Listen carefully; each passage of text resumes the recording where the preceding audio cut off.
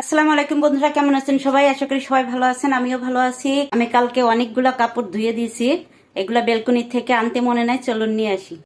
আমি ব্যালকনিতে চলে আসছি, অনেকগুলা কাপড় ধুয়ে দেওয়া হয়েছে, নেওয়া হয় নাই। এখন আমি নিয়ে নেব সব কাপড়। অনেক তাপ, প্রচুর তাপ, এত তাপ যা বলার মতন না। আমি ব্যালকনি থেকে কাপড়গুলো নিয়ে আসছি, অনেকগুলা কাপড়।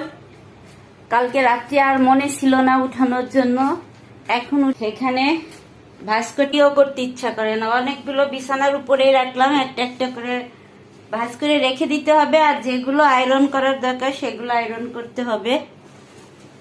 আমি এখন যাব, কটা কাপড় বের করা ছিল আমি এখানে রেখে দিচ্ছি আলমারিতে, পরে গুছিয়ে নেব। এখন রান্না করতে যাব, না হলে অনেক দেরি হয়ে যাবে। রান্না তরকারি বসিয়ে দিয়েছি, এখানে একটা তরকারি বসিয়ে দিয়েছি। পটল ভাজি হবে, পটল কেটে নিয়েছি আমি ঝটপট করে।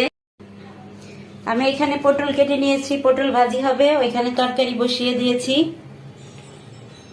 এখানে আমি তরকারি একটা বসিয়ে দিয়েছি, তরকারি হয়ে যাচ্ছে। এখানে ভাতের চালও, এখন পেঁয়াজ সবকিছু কাটতে হবে, কাটি নেই পটলের জন্য। আজ রান্না নিয়ে বসে থাকি তাহলে আমার সব কাজ পড়ে থাকবে, এই জন্য আমি একটা একটা করে মুছে নিই ঘরের ফার্নিচার গুলো, কাজ করি আর এদিকে রান্না করি আর কাজ করি, এটাই হচ্ছে আমার কাজ। রান্না হয়ে গেছে, এখন আমি এই যে টমেটো ভর্তা বানাবো। পটল ভাজি হয়ে গেছে, এখানে পটল ভাজি হয়ে গেছে, এখানে ভাত হয়ে গেছে, এখানে মুগ ডাল দিয়ে আলু দিয়ে রান্না করা হয়ে গেছে, আর এটা এখন টমেটোর ভর্তা বানাবো। কাপড়গুলি এনে রেখে গেছি, এখন গুছিয়ে নেবো, যেহেতু চলে আছে। একটার পর একটা কাজ থাকে সকালবেলা, কাজ ছাড়া যেখানে যাও সেখানেই কাজ। আমি সব কাপড় গুছিয়ে নিয়েছি, এখন এখানে রেখে দেব। সব কমপ্লিট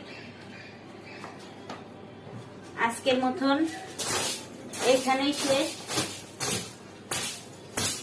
সবাই ভালো থাকবেন, সুস্থ থাকবেন, আল্লাহ হাফেজ।